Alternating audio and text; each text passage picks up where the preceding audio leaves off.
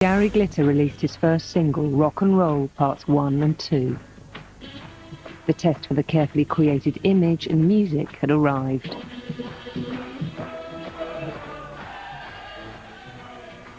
It stormed up the charts and created an opening for that glitter music. You know, the bands were doing glam rock, but that just opened it up that bit more extrovert.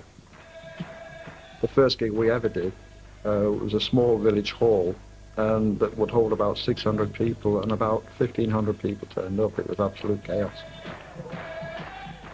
It may have been manufactured, but Gary Glitter caught the fans' imagination. History was made at his first gig in an unlikely place, the small Wiltshire town of Melksham, at the local council's assembly hall.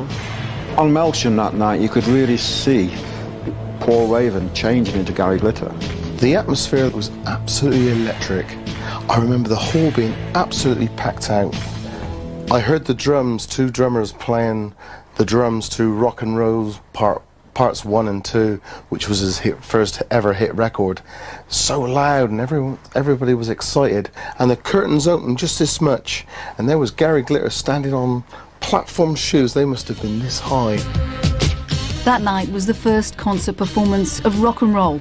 It became Glitter's first big hit. Glitter returned to Melksham 7 years ago to present a plaque commemorating that first night. I award you the Heartbeat Rock plaque. Thank you very much.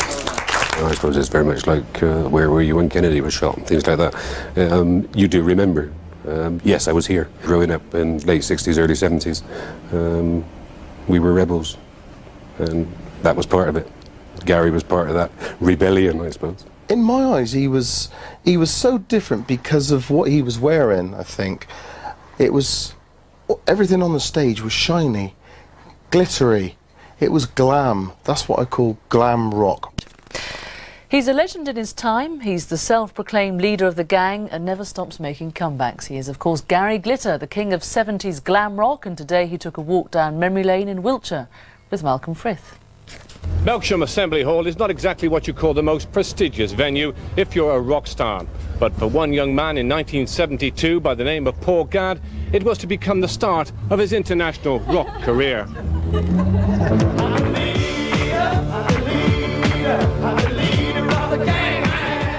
To date, Gary Glitter has sold more than 20 million records. But it all began at Melksham Assembly Hall 20 years ago. After a decade of oblivion, 28-year-old singer Paul Gadd made one last dramatic bid for stardom. So on Thursday, July the 15th, 1972, with the new stage name of Gary Glitter, and wearing for the first time a sequined costume, spangled platform shoes, along with a flamboyant stage act, he relaunched his career on the unsuspecting people of Melksham. When Gary came on, I mean, he was just out of this world, the way he was dressed. We've never seen anything like it before. Fantastic. 1972 is really sort of the gig of the century, really, if you like. Brilliant night. Everybody was jumping and screaming.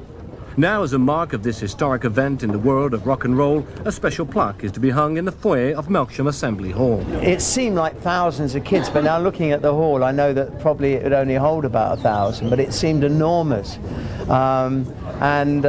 There were kids all outside chanting and screaming, and I was amazed, absolutely amazed. All our clothes got torn, and you know, there were kids fainting in the audience, and I mean, it was like, I suppose in modern day terms, like New Kids on the Block. Oh, fine. Surrounded by his loyal fans, Gary Glitter said he had no plans to perform in the hall again, as it wasn't big enough.